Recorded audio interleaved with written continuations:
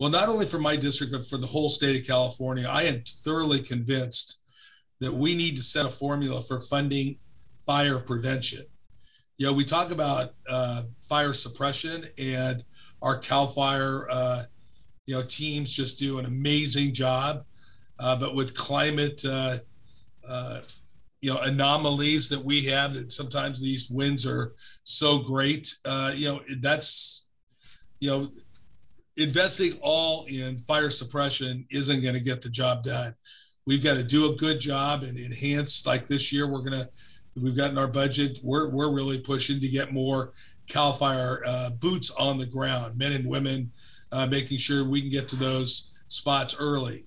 But I'm telling you, I think we ought to have a metric. Maybe it's 50% of suppression funds budgeted set alone, not taking away from, but additive for preventing wildfires. And that's fire breaks, and that's reduction of fuels, that's shaded fuel breaks, that's working with our communities in these FireWise programs, or programs associated with county resource conservation districts. They're all incredibly important.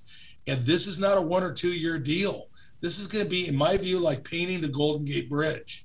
You start at one end, you finish at the other, and you start all over again until these climatic conditions either cease or morph into something different. I see that as a big budget number in our future.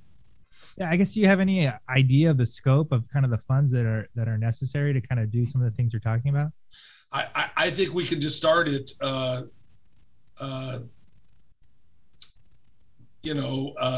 think it's I'm trying to think of what the metric was last year. We spent $3 billion on fire suppression. Wow. And we spent $1.5 billion on prevention, and that's a record. I mean, I'm telling you, we have not really traditionally in the state of California spent anything on fire prevention. Right. So $1.5 billion in fire prevention is a big deal. And so I think that's a sweet spot number. We're working with the administration right now to, legislators, we're jack of all trades and generally masters of none. But when your district or your state has been, just inundated with the types of fires and damage and death that we have to make ourselves subject experts in these areas. And so we're working cooperatively with the administration to learn what they're thinking and kind of balance that with what we're thinking. So lots of work to be done. Yeah. A lot of blame has been placed on the utilities and kind of for sparking these fires. Are there any kind of measures you're working with the utilities to kind of look at to kind of prevent these from happening in the future? Well, it's really interesting because after the 2017 fires, I was working with somebody that was advising me, a constituent in Napa County, who is a senior person, fully retired from PG&E, that had everything to do with the transmission lines and the distribution lines.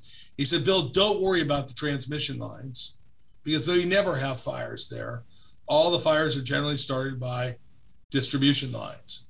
Well, let me tell you, the Butte County fires, Camp Fire, last summer's fire, and most of the fires in the last couple of years have been started by transmission lines. And so it's just, they know what they need to do. We know that, and I think the governor in his negotiations with them a couple of years ago, in a big bill that we were running, can't remember AB 1054. I think that was something that, we're going to hold their feet to the fire, but at the same time, Rome wasn't built overnight. It's so incredibly frustrating that these fires are created by, our utility, but at the same time, we can't undo 20 years of ignorance. And when I say ignorance, ignoring the amount of investment they needed to put into maintenance of their lines and tree trimming and everything. And while I do believe this new president of PG&E, Patty Poppy, is on the right track in terms of burying lines, in these particular areas.